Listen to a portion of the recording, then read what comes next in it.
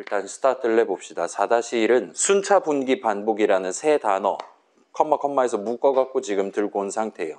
그래서 스타트 해봅시다. 자, 우리 지난 수업 일단 단어들 잔뜩 나왔고 그걸 가지고 우리가 지도를 한 장을 그려봤어요. 프로그램은 데이터와 코드의 조합으로 구성된다라고 해서 지도를 그려서 왼쪽은 데이터, 오른쪽은 코드 해가지고 나눠 놓은 다음에 이제 문장은 실행되는 거니까 코드 실행되는 거니까 문장이 코드 영역의 한가운데 있어야 된다 등등등 이런 거 읊어가면서 단어 8개를 배치해 놓고 단어들 사이에 선으로 이어놨었습니다.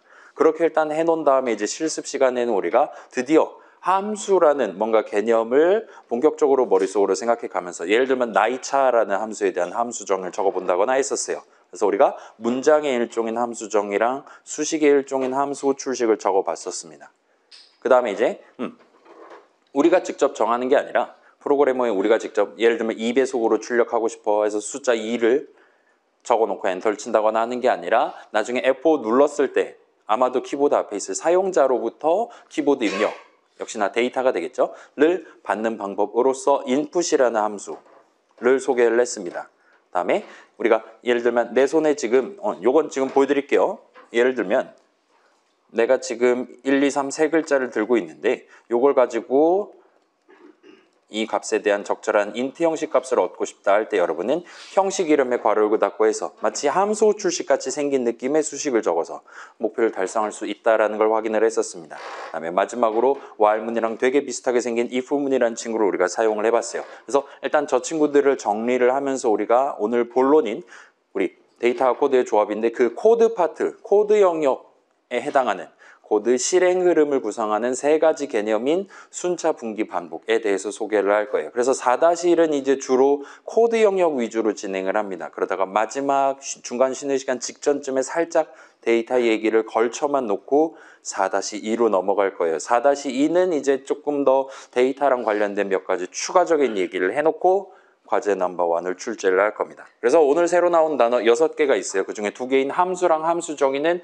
지난주에 먼저 티저로 등장했던 친구들입니다. 그 다음에 오늘 할당문이라는 친구 새로 나올 거고 순차 분기 반복을 구경해 보려고 하고 있어요. 자, 그래서 시작을 해봅시다. 자, 일단 함수예요. 함수는 영어로 function이라고 부릅니다. 우리 막 예전에 예를 들어 변수가 뭡니까? 우리 수학 시간에 배운 변수는 어려우니까 프로그래밍에서 말하는 변수는 쉬워요 하면서 예를 들면 값을 하나 담을 수 있는 친구를 프로그래밍 동네에서는 변수라고 부릅니다. 이런 식으로 여러분들한테 굵은 글씨 단어 변수 같은 것들에 대해서 짧게 요약해서 프로그래밍 동네는 이렇게 씁니다. 남들은 어떨지 모르겠지만요.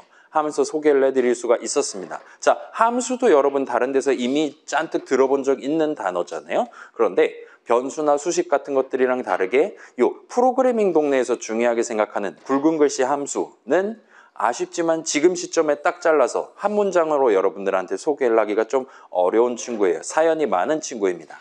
대신에 요 2가지 정도는 우리가 지금 미리 짚어놓고 넘어갈 수 있을 것 같아요. 우리 지난 시간 실습했던 기억을 토대로 떠올려 보면 자, 함수라는 친구에 대해서 우리가 어떤 함수, 새로운 함수의 이름을 뭐로 할 거냐? 예를 들면 인사라고 하고 싶다, 나이차라고 하고 싶다.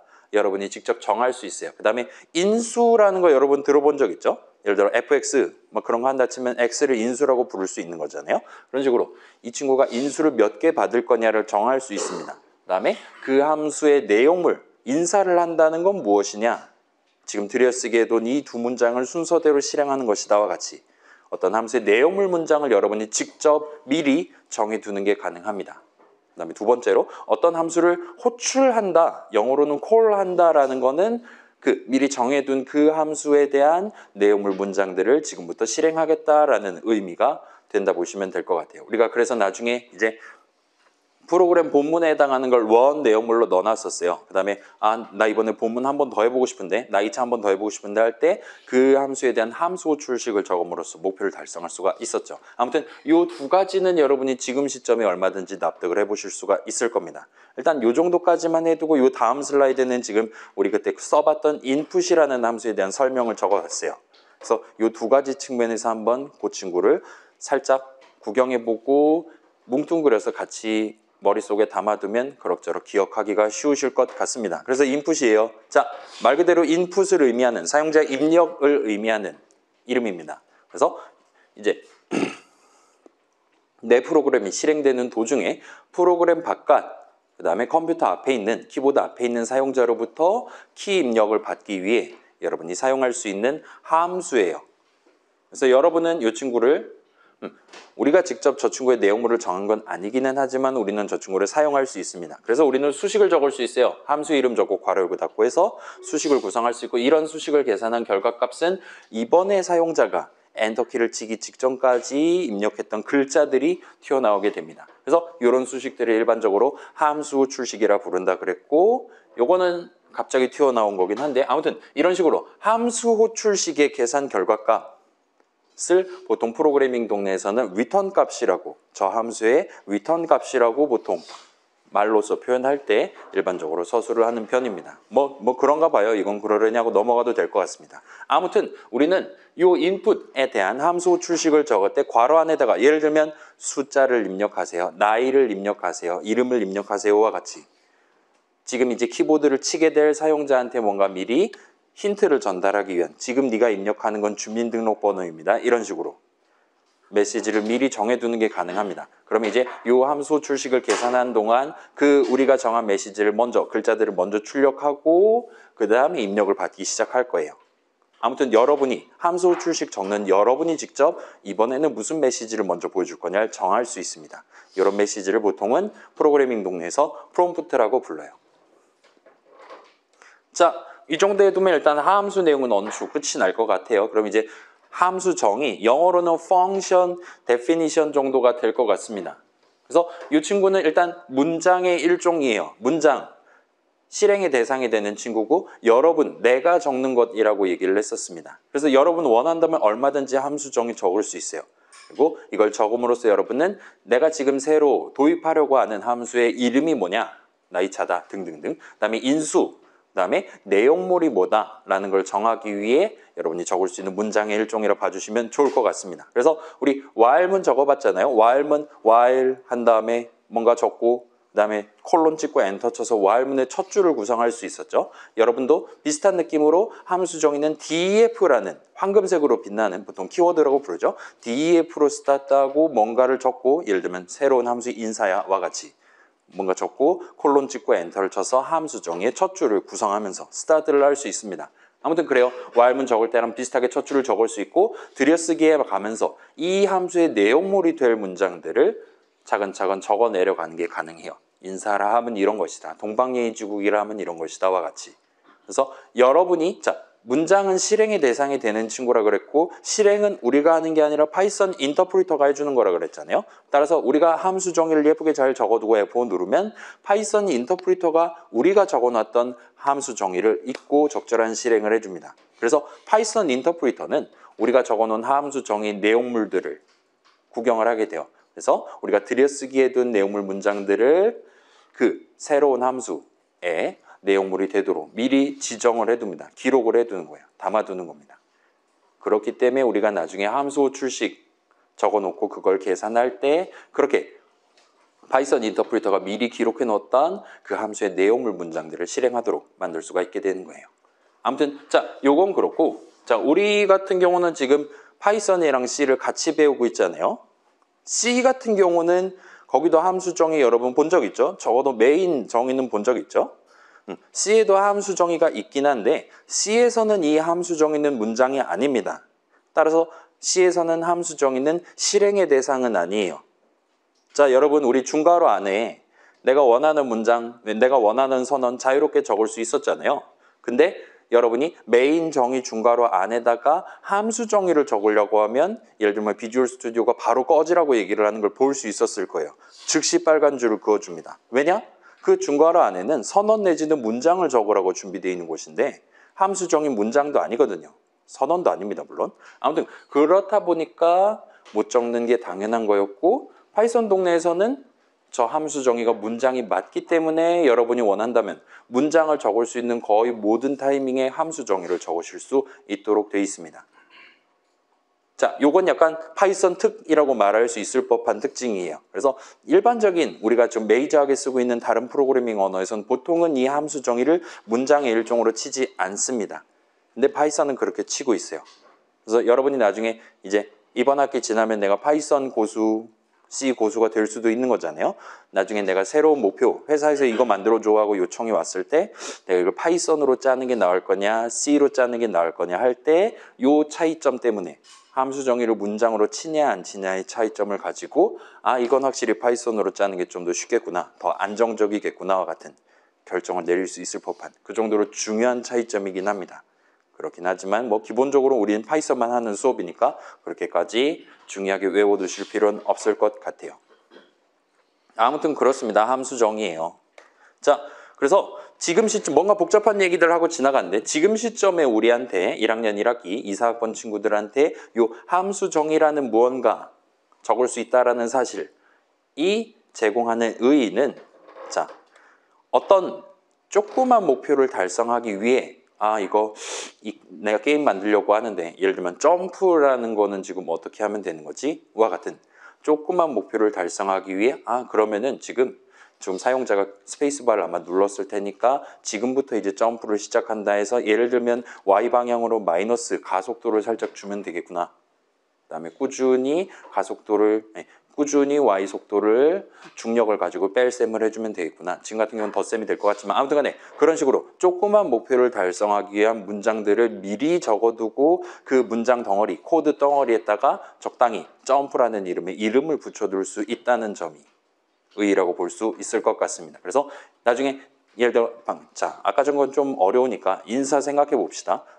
인사라 함은 사용자에게 이름을 묻고 그걸 포함하는 메시지를 출력하면 되는 것이다 라는 걸 미리 인사라는 함수에 대한 함수 정의로 적어두는 게 가능하겠죠. 그러면 우리는 그 두 줄짜리 문장에다가 INSA라는 이름을 붙여두고 넘어간다는 겁니다. 그래서 내가 나 지금 진짜로 인사해야 되는 타이밍인데 할 때 그 두 문장을 지금 여기 와서 다시 한번 적는 게 아니라 대신에 아까 붙여둔 이름을 사용해서 함수 호출식만 딸랑 적어두기만 하면 여러분이 그 두 문장을 여기서 실행할 수 있도록 만드는 게 가능하다는 거예요.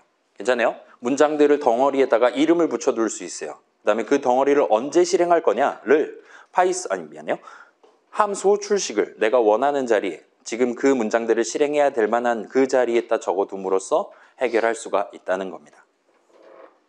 그래서 어떤 의미에서 보면 함수 정의는 여러분이 내 프로그램에 새로운 코드랑 관련된 코드 이름을 도입하는 방법이다라고 말할 수도 있어요. 괜찮아요? 우리가 함수 정의 적을 때마다 내가 구사할 수 있는 코드 이름들이 늘어나는 겁니다. 인사, 나이차, 동방예의지국 등등.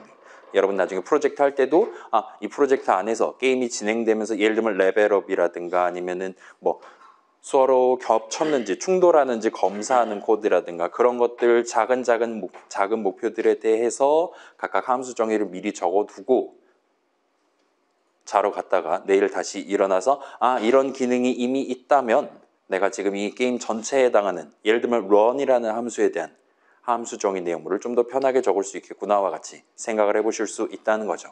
아무튼 그런 느낌에서 여러분은 그런 코드 덩어리 하나하나에 여러분이 직접 이름을 붙여두고 나중에 꺼내와서 쓸 수가 있게 된다 보시면 될 것 같습니다. 자, 프로그램은 데이터와 코드의 조합이잖아요. 원한다면 여러분 얼마든지 새로운 데이터를 쓰기 위한 새로운 이름을 도입하고 싶을 때 이런 느낌의 문장을 이제까지 적어왔다 보시면 돼요. 템포는 2 엔터, 넘버는 3 엔터와 같이 는 이 가운데 들어가 있는 문장들을 적어왔다 보시면 됩니다. 예를 들어 템포는 2하고 엔터 쳤을 때 우리가 그 아래에 있는 노래 가사를 배속에 맞게 현재 우리가 지정해 놓은 배속에 맞게 적절하게만 자아가면서 출력할 수 있도록 구성하기 위해 그 템포라는 이름을 써서 간단하게 나눗셈식을 구성해서 간단하게 해결할 수가 있었잖아요. 그렇기 때문에 그거랑 비슷하게 내 프로그램에서 지금 데이터를 5개를 다뤄야 돼 라면 그런 각각의 데이터들을 다루기 위한 새로운 데이터를 다루기 위한 이름 5개를 도입해 두는 게 가능할 겁니다. 그러기 위해서 여러분은 아마도 이런 느낌의 문장을 적을 거고 이런 문장을 일단은 영어로는 assignment statement라고 불러요. assignment 이제 한국말로 번역할 때는 이 문장을 대입문이라고 보통 표현을 합니다. 근데 문제는 우리 지금 여기 앉아있는 1학년 친구들 작년까지 이 대입이라는 것 때문에 되게 고생한 거잖아요. 그죠? 네, 그때 좀만 더 공부를 잘했다면 지금쯤 하버드에 가 있을 텐데 이런 아쉬움을 갖고 있는 친구들도 있을 겁니다. 그렇기 때문에 우리는 이게 1학년 수업이라는 걸 감안해서 대입문 하면 뭔가 마음이 아플 수 있으니까 대신에 유사한 단어인 할당을 써서 할당문이라고 표현을 하도록 하겠습니다. 괜찮아요? 저렇게 는 적고 왼쪽에다가 그래서 뭐 어디다 담을 건데 그다음에 오른쪽에다가는 지금 그래서 뭘 담을 건데를 정하고 엔터키를 치면 완성할 수 있는 문장을 할당문이라고 부르도록 하겠습니다. 아무튼 이런 할당문을 적음으로써 여러분은 예를 들면 템포, 예를 들면 my age, 예를 들면 차 같은 나중에 데이터들 담아놨다가 꺼내왔다가 하는 데이터를 다루기 위한 용도로 새로운 이름을 도입하는 게 가능해요. 어떤 의미에선 그래서 데이터의 이름을 도입한다라 말할 수도 있겠죠. 좋습니다. 자, 그래서 이전에 우리가 써봤던 프린트라든가 타임.슬립 같은 친구들도 누군가가 미리 마련해둔 함수예요. 우리 눈에 직접 들어온 건 아니긴 하지만 직접 구경해 본 건 아니기는 하지만 어딘가에는 저 두 함수에 대한 함수 정의가 예쁘게 적혀 있을 것 같습니다. 그래서 자, 우리는 저 친구들 이미 2주차 때부터 써왔잖아요. 그때 이제 헬로 컴마 띄고 월드 느낌표 출력하고 싶을 때 그냥 print 괄호 열고 닫고 그냥 무지성으로 쳐서 다운표 안에 그 글자들 집어넣고 아무튼 저장해서 실행했더니 헬로 월드 예쁘게 출력됐습니다. 그래서 나중에 이제 그러면 이걸 이제 한국말로 세상 안녕이라고 출력하면 어떻게 해야 되냐? 뭐 그렇게 어렵지 않았을 거예요. 그 다음에 마지막에 엔터 치는 거 성공하시면 내가 직접 마지막은 아무 말도 하지 말아줘. 마지막엔 띄어쓰기만 한번 해줘. 물음표 3개 적어줘와 같이 커스터마이즈 하는 방법까지 우리가 구경해 볼 수 있었어요. 자, 아직 뭐 수식이 뭐네 그런 것도 1도 모르는 상황에서도 저 프린트라는 함수를 여러분이 사용하는데 함수 출식을 적는데 그렇게 부담이 되지 않았습니다. 타임.슬립은 더 간단했죠. 그래서 우리 이 친구는 초 단위로 우리가 지정할 수 있는 친구라서 0.5초, 0.35초 내가 원하는 지금 시점에 원하는 그 숫자가 튀어나오도록 괄호 안에다 수식만 예쁘게 적으면 되는 거였어요. 자, 그렇긴 한데 자, 한번 상상을 해봅시다. 자, 저 print라는 함수에 대한 함수 정의는 과연 몇 줄 정도 될까요? 라고 질문을 해볼 수가 있을 거예요. 저 친구가 하는 일은 우리가 괄호 안에다가 이렇게 해갖고 준비해 놓은 그 데이터를 들고 가서 인터랙티브에다가 파란색으로 예쁘게 출력을 해주는 함수입니다. 일단 우리는 못 만들 거예요. 그 다음에 일반적으로 이렇게 일반적인 프로그래밍 환경에서 프로그래머가 원하는 그 글자들을 지금 시점에 아무튼 뭔가 창에다가 글자들을 출력해주는 함수를 만들 때 보통은 2만 줄 내지 3만 줄 정도를 필요로 한다라고 다들 이해를 하고 있어요. 타임.슬립은 한 5천 줄 정도 필요할 거다라고 사람들이 생각을 합니다. 얘기를 하고는 해요. 자, 걔네들은 우리 예상보다 훨씬 더 많은 문장들, 훨씬 더 다양한 문장들을 훨씬 더 오래 적어가면서 구성해놨지만 그건 그거고 함수 호출식을 적는 입장에서는 그런 내부 사정 얼마나 어렵게 짜놨냐는 그렇게 크게 고려하지 않아도 됐어요. 저분들이 잘 짜놨기 때문에 우리가 0.5 하면 0.5초, 0.7 하면 0.7초 쉴 수도 있는 버전의 함수를 우리가 쓸 수 있었다 보시면 됩니다. 자, 요거랑 비슷한 느낌으로 우리 프로젝트 한다 그랬잖아요. 여러분이 직접 지금 시점에 현재 내가 작은 문제들에 대한 함수 정의를 미리 적어두는 게 가능해요. 그래서 이거 디테일 이렇게 살리면 되겠구나라고 짤막짤막하게 문장 몇 개 해가지고 함수 정의를 적어둘 수 있을 겁니다. 그럼 이제 미래의 나, 진짜 프로젝트 전체를 구성하는 미래의 내가 함수 호출식만 따박따박 적어가면서 지금 시점에 점프를 시키면 되겠구나. 지금 시점에 경험치가 가득 찼으니까 레벨업을 하면 되겠구나. 등등등. 조금 더 원활하게 자신이 원하는 목표를 달성하기 위해 우리가 미리 준비해뒀던 그 특정 문장들을 지금 시점에 실행해야겠어. 와 같은 상황에서 함수 호출식만 적어가면서 진행할 수 있도록 그렇게 예를 들면 과거의 나와 미래의 나 사이에 팀전을 하는 느낌으로 콜라보레이션을 하는 느낌으로 대비를 해두는 게 가능할 겁니다. 괜찮아요? 우리 함수 호출식 적는 거 어렵지 않았잖아요. 그렇게 미래의 내가 좀 더 편하게 수식만 적어서 목표를 달성할 수 있도록 지금의 내가 미리 살짝 노력을 해두는 게 가능하다는 거예요. 함수 정의를 미리 적어두는 게 가능하다는 거예요. 그 정도로 봐주시면 좋을 것 같아요. 쟤는 저 정도로 해두고 넘어갑시다. 그 다음에 이제 우리 int 괄호 열고 닫고 str 괄호 열고 닫고를 해봤어요. 그래서 얘를 언제 썼냐? 나이차 할 때 처음으로 썼습니다. 사용자가 인풋 해가지고 사용자로부터 입력받은 값은 기본적으로 그 사람이 키보드를 쳐서 입력한 글자들을 받게 돼요. 따라서 기본적으로 input이라는 함수에 대한 return 값은 str 형식 값이 튀어나오게 됩니다. 근데 나는 지금 사용자가 무슨 키를 눌렀냐가 아니라 그래서 사용자가 본인이 몇 살이라고 얘기했냐를 알고 싶은 그런 상황이 얼마든지 발생할 수 있습니다. 그러면 저 사람이 고른 글자들을 바탕으로 내 손에 지금 담겨있는 글자들을 바탕으로 예를 들면 적절한 인트 형식 값을 얻거나 하고 싶을 수 있어요. 다행히도 파이썬 동네에서는 이때 여러분이 간단하게 내가 지금 얻고자 하는 그 형식 이름 적고 괄호 열고 닫고 한 다음에 괄호 안에다가 내가 지금 들고 있는 값이 튀어나올 만한 적절한 수식을 적어두시기만 하면 됩니다. 그래서 마치 함수 호출식처럼 수식을 구성해 주시면 돼요. 뭔가 지금 형식 얘기 튀어나오고 복잡한 얘기가 나올 것 같긴 한데 일단은 뭐 지금 시점에 우리가 사용하기에는 그렇게 어렵지 않았을 겁니다. 자, 그래서 이따가 4-2에서 이 두 가지뿐만 아니라 우리가 구경해본 몇 가지 형식들과 관련한 얘기들을 살짝 정리해보고 가도록 할게요. 지금은 일단은 다음으로 넘어가 보도록 합시다. 자, 그 다음에 이제 그래요. 이 정도까지 하면 일단 대충 지난 실습 내용까지 어느 정도 읊어본 셈이 될 것 같고 이 부분이 아직 남아있긴 하지만 아무튼 간에 자, 여기까지 우리 1, 2, 3주차 이전 수업에서 등장했던 내용들 살짝만 요약해보면 뭐 문장, 뭐 실행, 뭐 수식, 계산, 결과 값 막 그런 것들 튀어나왔잖아요. 자, 대충 이제 뭐 영화라든가 게임 같은 거 처음 딱 시작하면 뭐 태초에 뭐가 있었다 뭐 때는 바야흐로 몇 년 전 이러면서 뭔가 막 열심히 읊기 시작하잖아요.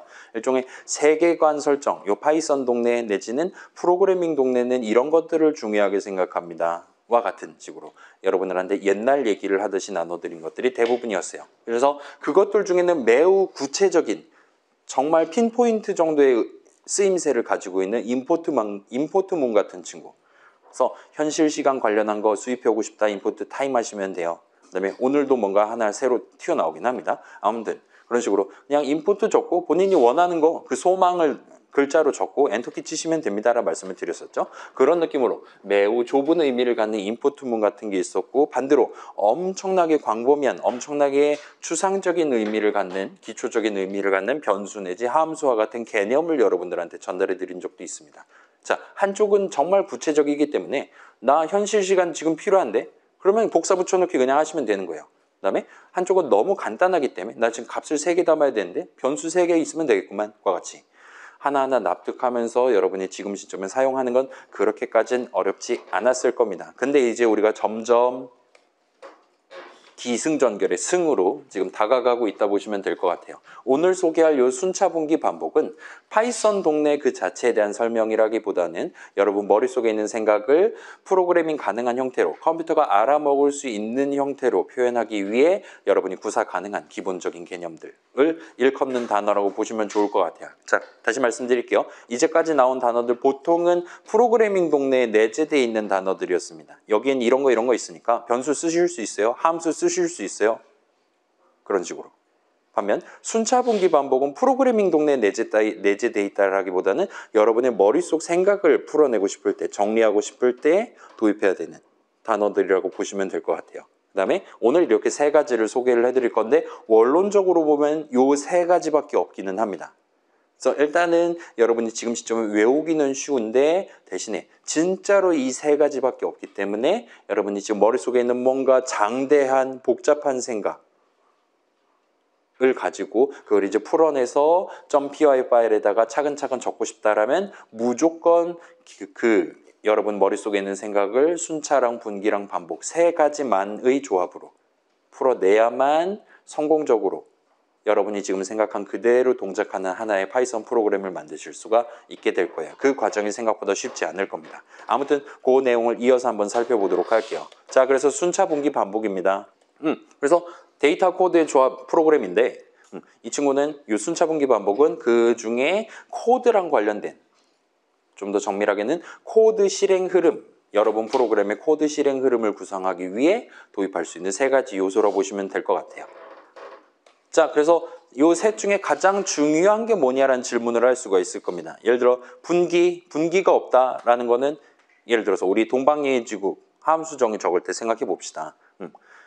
저 사람이 나보다 프로그램보다 나이가 많을 때만 형님이라고 말해야 되는 거잖아요. 근데 분기 개념이 없다. 그러면 나이랑 전혀 1도 상관없이 항상 무조건 형님이라고 말해버린다는 겁니다.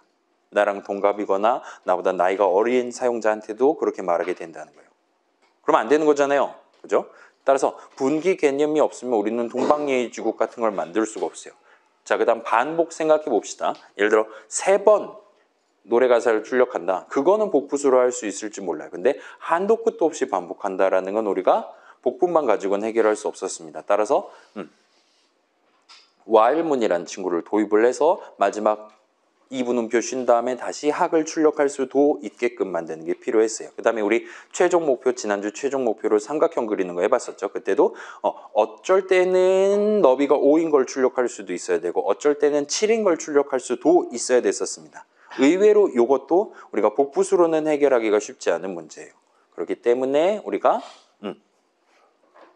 while문을 써서 반복 흐름을 구성해서 목표를 달성할 수가 있었습니다. 자, 그걸 가지고 생각을 해보자는 거예요. 자, 분기랑 반복, 그러니까 순차 분기 반복 중에 가장 중요한 게 뭐냐라는 질문을 한번 답해보자는 겁니다. 자, 여러분의 선택은 분기는 없어도 될까요? 반복은 없어도 될까요? 자, 이 셋 중에 가장 중요한 건 당연스럽게도 순차입니다. 그렇긴 하지만 매우 간단한 친구니까 잠깐만 요약하고 갈게요. 자, 순차 영어로는 시퀀스 정도가 될 것 같아요. 이게 뭐 하자는 거냐? 코드 실행 흐름을 구성하는 가장 중요한 요소입니다. 다시 한번 강조드려요. 그래서 뭐냐? 모든 문장들은 기본적으로 우리가 프로그래머가 적어놓은 순서대로 실행된다를 의미하는 개념이에요. 예를 들어서 우리가 할당문 x는 3 엔터를 친 다음에 그 아랫줄로서 프린트 괄호 열고 x 괄호 닫고를 적어놨다면 그리고 엔터를 쳐놨다면 우리가 F5를 눌렀을 때 일단 먼저 x에다가 3을 담아둔 다음에야 출력을 하기 시작한다는 거예요. 그렇기 때문에 아마도 지금은 3이 출력될 겁니다. 우리가 이 순서대로 적어놨기 때문에 오직 그 이유 하나 때문에 F5를 눌렀을 때 항상 먼저 위의 문장을 실행하고 그게 다 끝난 다음에야 아랫 문장을 실행한다는 거예요. 그게 순차라는 겁니다. 그 다음에 함수 정의를 적어놓고 어떤 함수 func에 대한 함수 정의를 적고 그 아래에다가 func 출식에 엔터키 쳐서 문장을 구성해뒀다라면 두 번째 문장을 실행할 때는 아마도 100% 이미 준비되어 있는 그 함수 func에 대한 내용물을 실행하기 시작할 수 있게 된다는 거예요. 이게 가능한 유일한 이유는 이게 가능한 이유는 기본적으로 우리가 지금 func 함수 정의를 위에다 적어놨기 때문이고 우리의 파이썬 인터프리터 또한 우리가 위에 적어놓은 그 함수 정의를 무조건 먼저 실행하고 그 다음에 그 아래쪽 문장들을 실행하기 시작하기 때문이다라 말할 수 있다는 거예요. 순차 개념이 정상적으로 적용되어 있기 때문이라고 말할 수 있게 된다는 겁니다. 괜찮아요? 지금 막 뭐뭐 한 다음에 뭐 한다, 먼저 이거 해두고 그 다음에야 저걸 한다와 같이 이 순차 개념은 우리의 프로그램이 일종의 그 F5 눌러서 실행되는 도중에 일종의 시간적 흐름에 따라서 목표하는 결과를 낼 수 있게 해주는 가장 중요한 요소라고 보시면 될 것 같습니다. 그래서 이제 목표하는 결과에서 consequence라는 단어 여러분 들어본 적 있을까요? 이게 무슨 뜻입니까? consequence. 일단 sequence가 들어가 있죠. 그래서 일종의 인과 내지는 딱 이렇게 결정되어 있는 전제 조건 하에서 자연스럽게 도출되는 자명한 결과와 같은 느낌으로 쓰는 단어잖아요.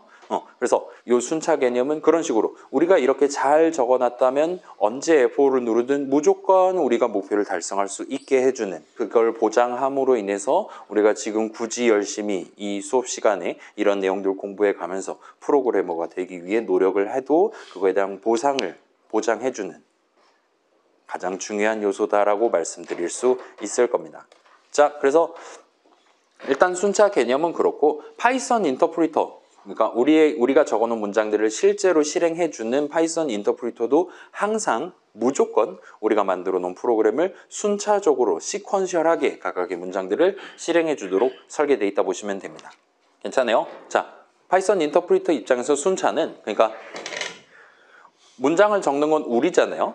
프로그래머인 우리가 적어놓은 순서대로 저 사람이 지금 A라는 문장, B라는 문장, C라는 문장 순서대로 지금 실행하길 바라나 보다라고 파이썬 인터프리터도 이해를 하고 ABC 적혀 있었다면 무조건 그 순서대로만 자기가 문장을 하나씩 읽어 와서 실행을 해주도록 돼 있다는 거예요. 따라서 순차의 반대말이 뭐냐라고 질문을 한다면 이제 프로그래머가 정해둔 순서대로 문장을 실행하는 게 아니라 파이썬 인터프리터가 지 맘대로 순서를 막 섞어가면서 이거 한 다음에 저거 해야지와 같이 문장을 실행해버리게 된다는 얘기가 될 수 있습니다. 그래서 영어로는 한 arbitrary 정도가 될 것 같아요.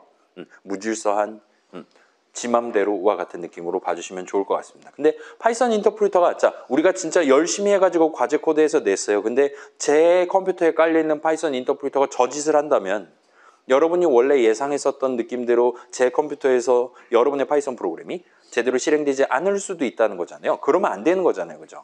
과제 점수가 주사위로 결정된다는 얘기가 돼버리니까 그러면 안 되기 때문에 기본적으로 파이썬 인터프리터는 우리가 정한 프로그래머가 정한 순서대로 무조건 그걸 따라가면서 각각의 문장들을 순차적으로 실행하도록 만들어놨습니다. 그렇기 때문에 내 프로그램 지금 잘 안 돌아가는데 이 파이썬 인터프리터를 탓하시면 안 된다는 거예요. 무조건 여러분 책임이라는 거. 여러분이 꼭 내 목표에 걸맞는 순서대로 실행되도록 문장들을 따박따박 순서대로 잘 적어주셔야 된다는 겁니다.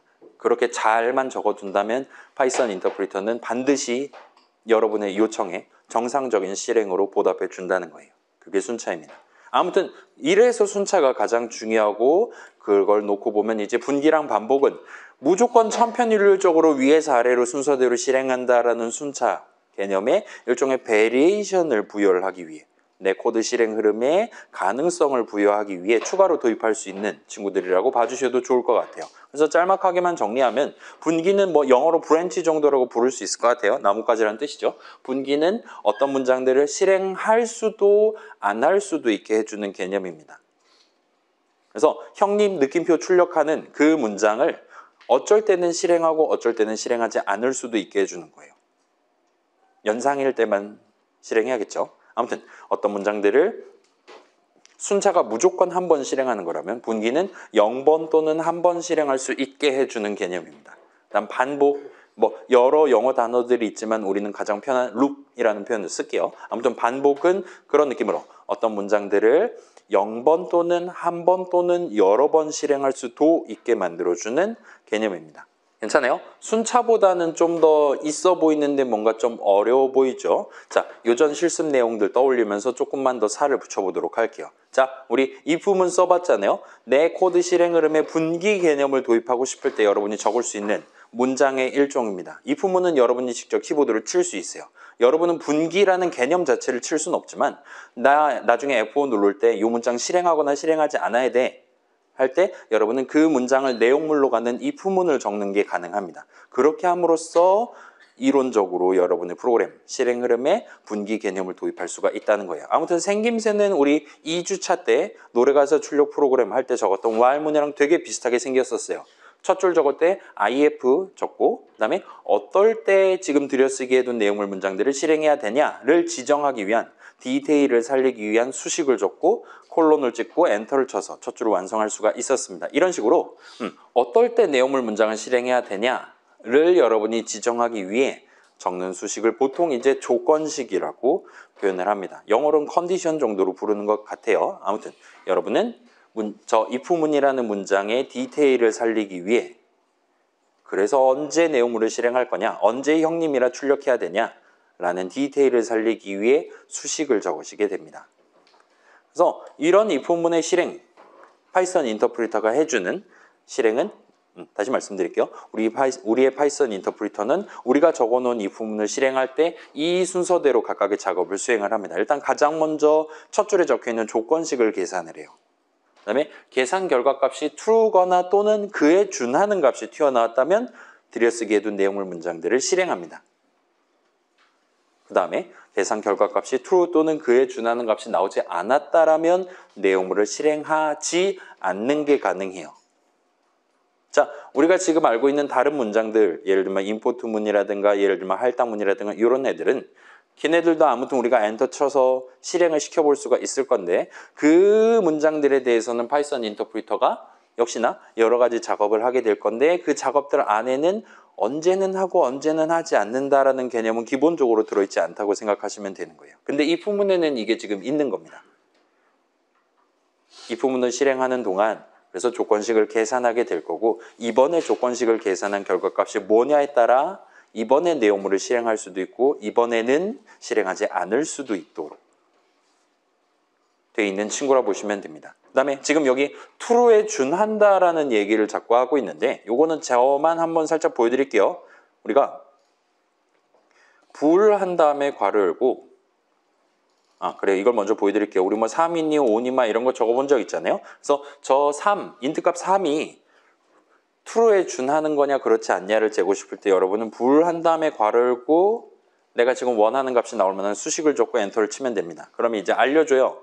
3, 얘는 true에 준하는 값이야 라고 얘기해 줍니다. 5, true에 준하는 값이라고 얘기해 줍니다. 그 다음에 뭐 엄청나게 큰 숫자 true에 준하는 값이라고 얘기해 줍니다. 심지어 그거를 마이너스를 붙여도 여전히 true에 준하는 값이라고 얘기해 줍니다. 지금 엄청 큰 숫자나 엄청 작은 숫자나 다 그냥 다 참이에요. 매우 뭐라 그래야 될까요? optimistic한 친구입니다. 긍정주의적인 친구예요. 그럼 도대체 언제 true에 준하지 않는 값이 튀어나오는 거냐라면 뭐 여러분 이미 C 수업에서 들어본 적 있죠? 유일하게 int 형식 값들 중에서는 0만 true에 준하지 않는다. 달리 말하면 false에 준하는 값이다 라고 이 친구는 생각을 합니다. 그래서 아마 여러분 C에서 이런 거 들어본 적 있을 거예요. 제로 반대말로 난제로라는 표현을 들어본 적이 있을 겁니다. C 동네에서도 0이 아니면 참이다 라고 생각하고 일단 파이썬 동네에서도 이 int 형식에 대해서는 0이 아니면 참이다 라고 지금 생각하고 있는 것 같아요. 물론 이제 자 그래서 요거 우리 구경해 본 적 있잖아요. 지난 시간에 while 20 콜론 이런 식으로 했을 때 그거는 20번 반복하겠다라는 게 아니라 아무튼 결과적으로 한도 끝도 없이 반복 달리 말하면 while true 콜론 한 거랑 동치로 친다라고 얘기를 했었는데 사실은 그 정답이 지금 여기 들어있는 겁니다. 파이썬 인터프리터가 보기에 수식 20을 계산한 결과값, 조건식 20을 계산한 결과값이 true에 준하는 게 맞기 때문에 그냥 while true 콜론 한 거랑 실질적으로 동등하게 실행된다 보시면 좋을 것 같아요. 아무튼 그렇습니다. 자, 그래서 저거를 복붙해서 while문에 대해서 한 번 더 정리를 해봤어요. 우리 이전에 정리한 적이 없습니다. while문 내 코드 실행 흐름에 분기가 아닌 반복 개념을 도입하고 싶을 때 적을 수 있는 문장이에요. 그 다음에 생김새 if문이랑 비슷하게 생겼고 그 다음에 while문도 문장이니까 파이썬 인터프리터가 실행해 줄 수 있을 것이고 이런 순서대로 실행해 줍니다. 그래서 대부분은 if문이랑 동등해요. 일단 조건식 계산하고 뭐 true 또는 준하는 값이면 실행하고 그렇지 않으면 실행하지 않고 while문 전체 실행이 끝이 납니다. 근데 한 가지 차이점이 있어요. 만약에 여기서 true 또는 그에 준하는 값이라서 내용물을 실행했었다면 다시금 조건식을 계산하는 단계로 돌아가게 됩니다. 조건식을 한 번 더 계산해요. 또 true에 준하는 값이 나왔다? 그러면 또 내용물 실행해요. 그 다음에 다시 한번 조건식 계산하고 하다가 이번 조건식 계산 결과값이 false에 준하는 값이 나왔을 때 드디어 내용물 실행을 하지 않고 전체 while문 실행이 끝이 나게 됩니다. 그래서 여기는 돌아가라는 작업이 if문이랑 다르게 포함되어 있다 보시면 돼요. 자, 그래서 조금만 더 요약을 해볼게요. 우리 실행 흐름 관점에서 순차를 기본으로 놓고 본다면 순차는 위에서 아래대로 적어놓은 순서대로 한 번씩 실행하는 겁니다. 분기는 자 대충 보여드릴게요. 우리가 문장 이렇게 적었다 칩시다. 순차는 그냥 언제 끝나냐 이 다음 마지막 문장이네 끝났다 라고 하는 게 순차예요. 분기는 이렇게 쭉 순차같이 내려가다가 어느 시점에 이 밑에 건 안 해도 되네 아싸 하면서 그냥 쭉 일종의 스킵을 하는 점프를 하는 개념이라고 보실 수가 있습니다. 들여쓰기에는 형님 출력하는 걸 할 때도 있지만 안 할 때도 있도록 만드는 거예요. 반복은 이렇게 쭉 내려가다가 위에 거 다시 해야 된다고? 내가 지금 손가락으로 가리키던 거를 내려가기만 했었다가 다시 올라갈 수도 있게 만들어주는 역행을 할 수 있게 만들어주는 게 반복의 개념이라 보시면 될 것 같아요. 괜찮아요? 분기는 내려가다가 뭉텅이 그냥 스킵해버리고 쭉 더 아래에서부터 실행을 이어나갈 수 있게 해주는 친구예요. 반복은 내려가다가 다시 올라갈 수도 있게 만들어주는 친구입니다. 괜찮아요? 그래서 분기랑 반복 이런 느낌으로 우리가 얘기를 할 수 있고 지금 이 while문 파이썬 인터프리터가 while문을 실행할 때 실행하는 도중에 수행하는 작업 중에 내용물을 실행하지 않는다라는 표현도 들어있어요. 그렇기 때문에 while문은 여러분 프로그램 코드 실행 흐름에 분기 개념을 도입하는 용도로 쓸 수도 있습니다. 보통은 그러지 않기는 하지만 가능은 해요. 그다음에 while문은 돌아간다라는 개념도 지금 작업도 들어가 있기 때문에 while문은 반복 개념을 도입하기 위해 적는 것 역시나 가능합니다. if문은 이게 없기 때문에 이건 있지만 이건 아래 건 돌아간다라는 건 없기 때문에 분기 개념을 적용하는 용도로만 쓸 수 있다 보시면 될 것 같아요. 괜찮아요? 좋습니다. 자, 이 시점에 살짝 용어들 정리하면 지금 50분 지났는데 4-1을 빨리 커트를 하고 쉬는 시간 갖고 4-2를 하고 과제 설명서 해야 오늘 아마 풀강을 때릴 수가 있을 것 같더라고요. 정리해 볼게요. 자, 순차는 일종의 개념입니다. 사실상 가장 중요한 불문율 같은 친구예요. 누구나 지켜야 되고 당연히 파이썬 인터프리터도 지키도록 설계되어 있습니다. 그다음에 분기랑 반복 역시나 일단은 개념이에요. 그리고 여러분은 내 머릿속 생각, 예를 들면 뭐 F5 누르면 다음 주 로또 번호 숫자 6가지를 출력해주는 프로그램을 만든다 칩시다. 그런 프로그램 만들고 싶어요. 그래서 머릿속으로 딱 생각해봤더니 이거면 확실히 될 것 같아요. 그 아이디어를 오로지 이 3가지 개념, 순차, 분기, 반복의 조합만으로 여러분이 풀어낼 수가 있어야 된다는 거예요. 이게 가능한다면 얼마나 좋겠습니까? 자, 여러분 제가 만약 요거 100% 신뢰도를 갖는 다음 주 로또 번호 출력하는 프로그램 만들게 된다면 다음 주부터 저는 수업에 나오지 않을 거예요. 휴강입니다. 여러분 나중에 어떻게 되는지 전혀 상관하지 않을 거예요. 여러분도 그럴 거잖아요. 그죠? 무조건 다음 주부터 로또 1등 할 수 있다. 지금 이 수업을 듣는 게 의미가 있습니까? 없죠? 고용을 하면 됩니다. 사장님이 되면 되는 거예요. 그렇기 때문에 물론 이제 그런 프로그램을 순차, 분기, 반복의 조합만으로 만드는 건 불가능하죠. 적어도 다음 주가 오기 전까지 출력하는 건 불가능할 거예요. 일종의 점성술이 들어가야 되는 거니까요. 아무튼 간에 어떤 생각, 우리 머릿속으로 꿈꾸는 어떤 생각들은 이 3가지의 조합만으로는 표현하기가 쉽지 않을 수가 있어요. 지금 시점에 내가 생각하기엔 그럴 수 있어요. 그리고 만약에 그렇다라고 느낀다면 아마도 지금 머릿속으로 여러분이 꿈꾸고 있는 그 생각은 프로그래밍 가능하지 않을 가능성이 높다는 겁니다. 나 대신 컴퓨터가 해주기 어려운 전략일 수 있다는 거예요. 아무튼 그래요. 순차, 분기, 반복은 일단은 기본적으로 개념들입니다. 여러분 머리를 정리할 때 써먹어야 되는 개념이에요. 그 다음에 if문이랑 while문은 여러분이 직접 키보드로 적을 수 있는 .py 파일에 적어둘 수 있는 목표에 따라서 여러분이 구사할 수 있는 문장들이에요. 그래서 보통 if문은 여러분 머릿속 분기 개념, 나 지금 여기서 진짜 분기하고 싶은데 할 때 분기하겠습니다 하면서 여러분이 if문을 적을 수 있다는 거예요. 그래서 if문은 그렇고 while문은 분기, 반복 둘 다 가능하긴 하지만 보통은 반복 개념을 도입하기 위해 여러분은 .py 파일에 적게 됩니다. 다행스럽게도 이제 내 머릿속 생각을 순차, 분기, 반복만의 조합으로 구성해 놨을 때 여러분이 좀 더 편하게 여러분 머릿속으로 꿈꿨던 그대로 실행될 수 있는 코드 실행 흐름을 구사할 수 있도록 파이썬 인터프리터가 그렇게 실행해 줄 수 있도록 파이썬이랑 동네에는 if문이라는 개념, if문이라는 문장, while문이라는 문장을 완벽하게 구비를 해둔 상태입니다. 이게 없는 프로그래밍 언어도 있기는 해요. 아무튼 그렇습니다. 파이썬이 이렇게 잘 준비되어 있고 플러스 파이썬 인터프리터 또한 우리가 예쁘게 잘 적어둔 조건식까지 예쁘게 디테일 살려둔 while문을 들고 가서 우리가 의도했던, 우리가 기대했던 그대로 내가 원하는 횟수만큼만 딱 내용물을 반복 실행해 줄 수도 있도록 잘 설계되어 있다 보시면 돼요. 아무튼 우리는 저런 2가지 문장들을 적을 때 적절한 수식, 조건식을 그 if문 또는 while문의 첫 줄 자리에 적어두는 게 가능합니다. 그렇게 함으로써 우리는 들여쓰기 해둔 내용물 문장들을 언제, 어떨 때 실행하고 어떨 때는 실행하지 않을 것인지를 디테일을 살려두는 게 가능합니다. 괜찮아요? 다시 말씀드릴게요. 순차, 분기, 반복은 여러분 머리로 생각해야 되는 개념이에요. 그런 게 딱 정리됐다. 그러면 여러분은 키보드를 쳐서 내 .py 파일에 if문 또는 while문을 적어두는 게 가능합니다. 그렇게 함으로써 나중에 F5 눌렀을 때의 내 프로그램의 실행에 분기 개념, 반복 개념을 도입할 수가 있다는 거예요. 순차는 무조건 기본으로 깔고 들어가는 거고요. 라고 보시면 좋을 것 같아요. 그래서 단어 정리를 해봅시다. 우리 저 주황색은 물음표로 그냥 해두고 오긴 했는데 오늘도 일단 물음표로 넘어갈 것 같아요. 이게 지난주에 봤던 그 지도죠. 여기다가 오늘 나온 내용을 살짝 추가할 수 있을 거예요. 그래서 이런 느낌으로 추가를 할 수 있을 것 같습니다. 일단은 문장은 실행의 대상이 되고 수식은 계산의 대상이 되는 친구니까 얘네들은 이제 그냥 묶어둘게요. 그 다음에 우리가 새로 함수라는 친구를 도입을 했습니다. 그래서 우리는 새로운 함수를 도입할 때 함수 정의를 적을 수 있다 그랬고 그 함수 정의, 코드 덩어리죠. 함수는 기본적으로 문장들의 나열로 구성되어 있어요. 거기다 우리가 새로운 이름을 붙여둘 수가 있고 등등등 그런 게 있기는 했습니다. 아무튼 간에 함수는 문장이랑 매우 밀접하게 연관이 돼 있을 수밖에 없는 친구예요.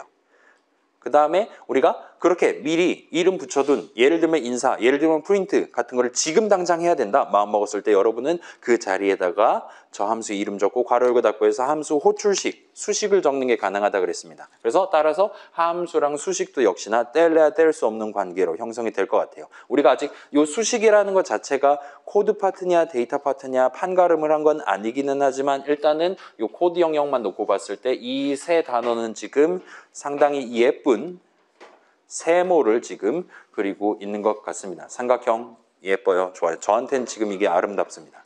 그 다음에 우리가 지금 디테일로서 자 코드 실행 흐름을 구성하는 세 가지 요소로서 순차 분기 반복을 소개를 했어요. 걔네들은 일단 실행 자체를 의미하는 거니까 여기다 노트를 해뒀습니다. 그 다음에 가장 중요한 순차라는 게 불문율로서 프로그래밍 동네는 존재하고 다시 생각해보니까 지혜 없으면 진짜 큰일 날 것 같다 정도로 우리가 살펴봤다는 거를 여러분이 기억을 해주시면 좋을 것 같아요. 그래서 코드 실행의 일종의 시간적 흐름, 컨시퀀스를 보장하는 가장 중요한 요소라고 봐주시면 좋겠습니다.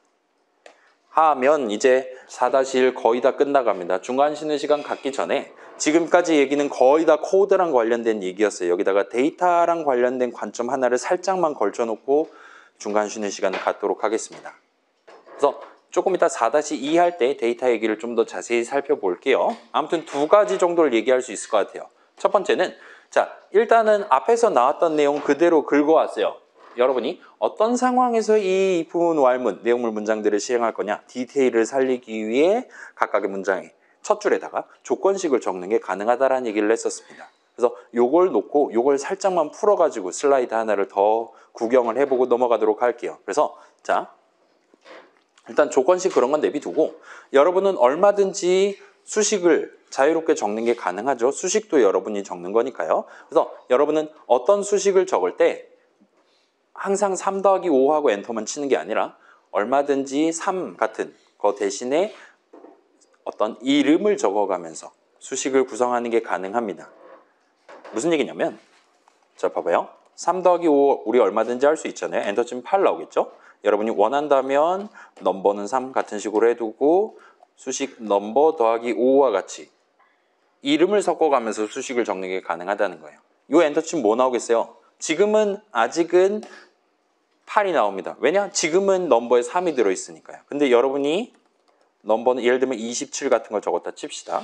그러면은 이때는 아까 전이랑 완전히 동일한 수식을 계산한다 하더라도 아까랑 다르게 지금은 8이 아닌 다른 숫자가 얼마든지 튀어나올 수 있다는 거예요. 이게 지금 아까랑 다른 계산 결과값이 튀어나오게 된 근본적인 원인을 찾자면 그 전체 수식 안에 이름이 하나가 지금 껴있기 때문이다라 말할 수가 있다는 겁니다.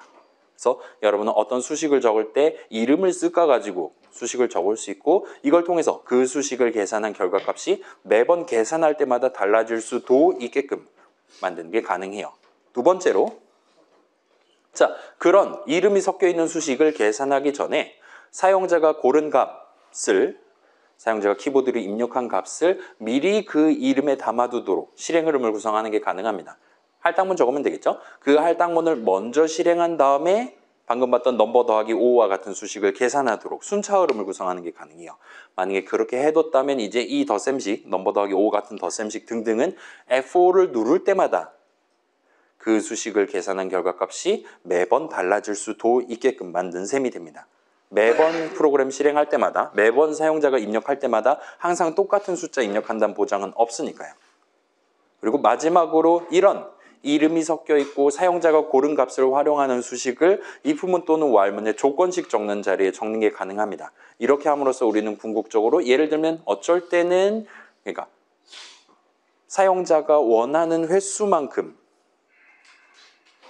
반복하는 프로그램 조금 더 구체적으로 본다면 우리 지난 시간 최종 목표처럼 사용자가 고른 너비를 갖는 삼각형을 그때그때 예쁘게 출력해 줄 수 있는 프로그램 등등과 같이 이전보다 훨씬 더 자유로운 훨씬 더 다채로운 분기 반복 실행 흐름을 구사를 하는 게 가능합니다.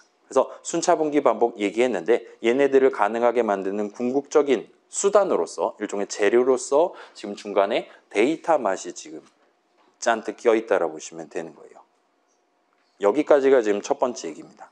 그다음에 두 번째는 자 우리 이거는 최종 목표 할 때 그 삼각형 그리기 할 때 살짝 튀어나왔던 거예요. 그때 도입해 봤었는데 여러분이 한도 끝도 없이 반복 같은 거 하는 대신에 항상 내가 원하는 횟수만큼 3번이면 3번, 5번이면 5번 내가 원하는 횟수만큼 이 왈문 내용을 실행시키고 싶다 할 때 여러분이 보통 쓰는 일종의 3단 콤보가 있습니다. 그래서 이거는 조금 있다가 4-2에서 한 번 더 보니까 지금 간단하게만 얘기하고 넘어갈게요. 예를 들면 첫 번째 반복을 준비하는 부분이 가장 먼저 들어갈 수 있어요. 예를 들면 지금 life는 3으로 스타트하겠어와 같이 지정할 수 있습니다. 그 다음에 두 번째, 언제까지 이 내용물을 실행할 거냐, 언제 반복을 중단할 거냐를 체크하는 아마도 조건식을 적으시게 될 거예요. life가 0보다 큰 동안 계속 작업을 수행하면 되겠구만과 같이 왈문의 첫 줄을 구성할 수 있을 겁니다. 그래서 라이프가 남아있다면 수행해야 되는 작업을 하고 이 왈문 내용물 실행을 끝내기 직전 타이밍에 방금 전에 한번 작업을 했으니까 라이프를 1 까면 되겠구만과 같이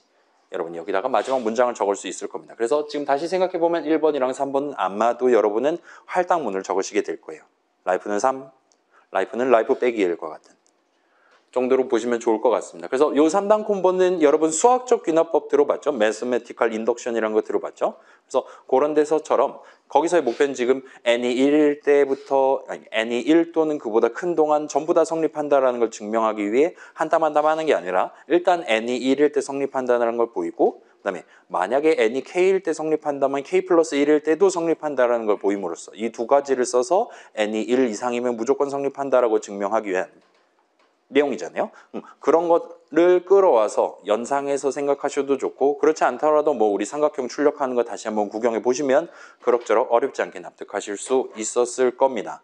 대충 여기까지 하면 4-1이 끝이 나요. 그래서 여기까지 딱 진행하면 프로그래밍에서 진짜 중요하다라고 할 만한 것들을 얼추 다 구경해 본 셈이 됩니다. 다음 시간부터는 이제 우리가 뭔가 좀 더 요상한이라고 말할 수 있을까요? 아무튼 약간 한 바운더리 더 나가서 초급이 아닌 중급 정도만 이런 식으로 생각하셔도 좋을 것 같아요. 여기다가 새로운 주제들을 덧붙여 가면서 우리의 R을 차원 단위로 증폭을 시키게 될 것 같습니다. 아무튼 자, 요건 제가 살짝 당부를 드릴게요. 여러분 이제 예를 들어서 7주차 수업 자료 보다가 뭔가 잘 납득이 안 된다라는 순간이 올 수 있어요. 그러면 아마도 그때 여러분은 지금 7주차 내용을 모르기 때문에 잘 안 보인다가 아니라 아마도 지금 앞에서 나왔던 2주차, 3주차, 4주차 내용을 완벽하게 납득하지 않은 채로 7주차에 돌입했기 때문에 가능성이 아마도 매우 높을 겁니다. 그렇기 때문에 다시 한번 당부 말씀드릴게요. 뒤에 내용 보다가 잘 모르겠다라면 언제든지 우리 앞부분 2, 3, 4주차 내용으로 돌아와서 한 번 더 확인해 보고 뒤로 넘어가 보시면 좋을 것 같습니다. 그렇게 해보면 이게 이거였다고? 당연히 이런 거지 하면서 여러분이 좀 더 쉽게 뒷부분 좀 더 어려운 내용을 넘겨보실 수가 있을 거예요. 아무튼 우리는 그런 용도로 지금 리믹스니 뭐니 유튜브 영상 박제를 해놓네 그런 걸 하고 있으니까 우리 시험 기간에 다시 한번 힘을 내보도록 합시다. 이 정도 해두고 일단 쉽시다. 지금